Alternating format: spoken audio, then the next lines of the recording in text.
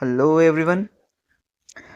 आज हम कक्षा 7 रुचिरा से 8वां पाठ अहमपि विद्यालयं गमिष्यामि को समझने वाले हैं। यह इसका पहला भाग होगा। इसमें हम लोग केवल पाठ का अनुवाद समझेंगे। दूसरे भाग में हम लोग बाकी के प्रश्नोत्तर और अन्य गतिविधि चीज़ें करेंगे। तो आइए शुरू करते हैं।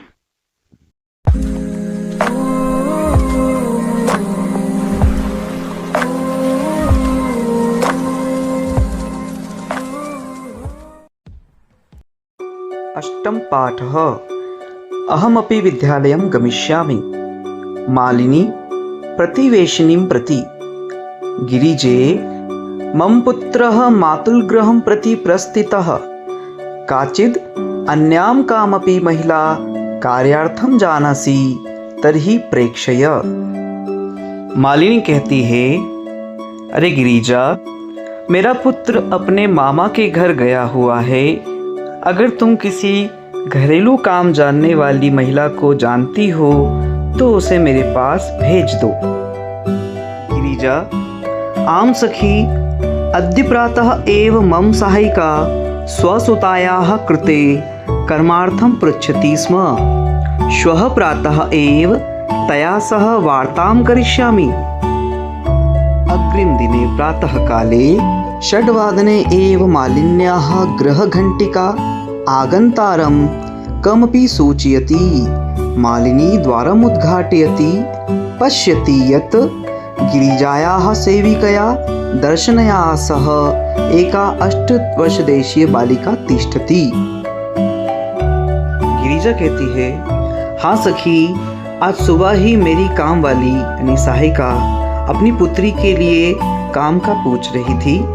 कल सुबह ही मैं उससे बात करूंगी। अगले दिन सुबह के 6 बजे ही मालिनी के घर की घंटी बजती है और किसी के आने की सूचना होती है। मालिनी जैसे ही दरवाज़ा खोलती है तो देखती है कि गिरिजा की सेविका दर्शना के साथ एक 8 साल की लड़की भी खड़ी है। दर्शना, महोदये, भवती कार्यार्थं गिरिजा महोदयां पृच्छति स्म। कृपया मम सुताय अवसरं प्रदाय अनुगृह्णातु भवती। मालिनी, परमेषा तु अल्पवयस्का प्रतीयते। किं कार्यं करिष्यत् एषा? अयं तु अस्याः अध्ययनस्य क्रीडनस्य च कालः। दर्शना, एषा एकस्य गृहस्य सम्पूर्णं कार्यं करोति स्म। सः परिवारः अधुना विदेशं प्रति प्रस्थितः। दर्शना कहती है, मैडम, आप काम के लिए गिरिजा देवी से पूछ रही थी। कृपया मेरी बेटी को मौका देकर इस पर उपकार करें। मालिनी, लेकिन यह तो बहुत छोटी उम्र की दिखाई देती है। क्या ये काम कर लेगी? अभी तो ये इसके खेलने और पढ़ने के दिन हैं। दर्शना, ये एक घर का सारा काम करती थी, लेकिन अब वह परिवार विदेश में जाकर बस गया है। कार्याभावे अहम एतस्य कार्यम एव अन्वेषयामि स्म। येन भवत्सदृशानां कार्यं प्रचलेत् अस्मत् सदृशानां गृहसञ्चालनाय च धनस्य व्यवस्था भवेत्।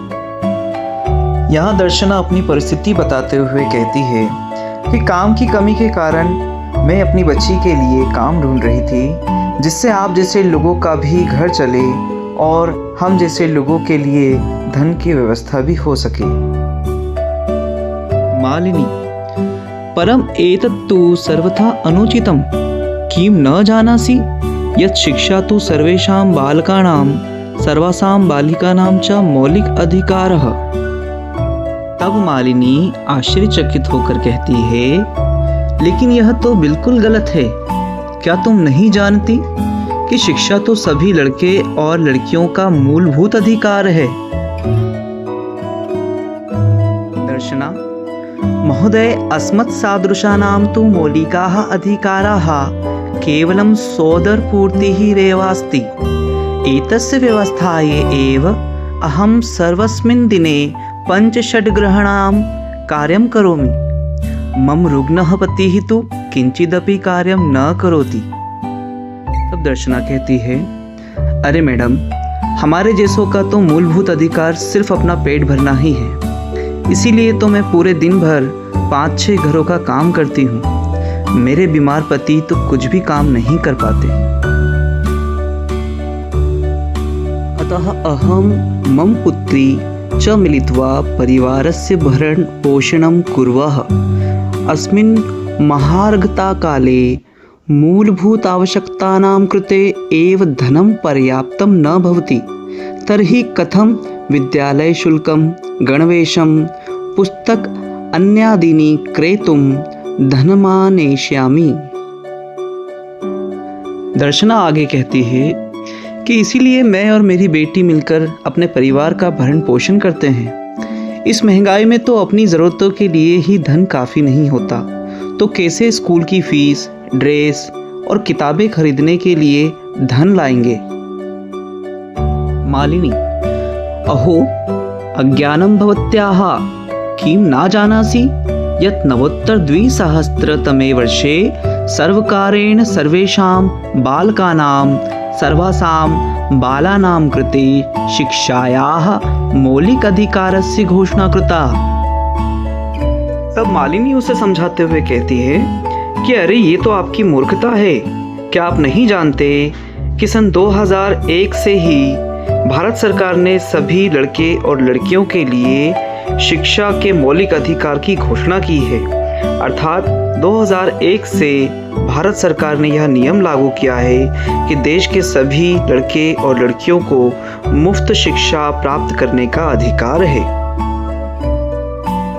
यदनुसारं 6 वर्षेभ्यः आरभ्य 14 वर्षपर्यन्तं सर्वे बालाः समीपस्थं सर्वकारीयं विद्यालयं प्राप्य न केवलं निःशुल्कं शिक्षामेव प्राप्स्यन्ति, अपि तु निःशुल्कं गणवेशं, पुस्तकानि, पुस्तकस्यूतं, पादत्राणं, मध्याह्नभोजनं, छात्रवृत्तिम् इत्यादिकं सर्वमेव प्राप्स्यन्ति।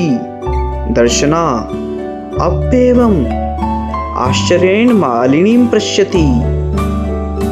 मालिनी आगे समझाते हुए कहती है कि जिसके अनुसार 6 वर्ष से लेकर 14 वर्ष तक के सारे बच्चे पास के सरकारी स्कूल में जाकर न सिर्फ निःशुल्क पढ़ाई कर सकेंगे, बल्कि उन्हें बिना फीस के स्कूल ड्रेस, किताबें, बैग, जूते, दोपहर का खाना और स्कॉलरशिप यानी कि छात्रवृत्ति भी सब कुछ दिया जाएगा।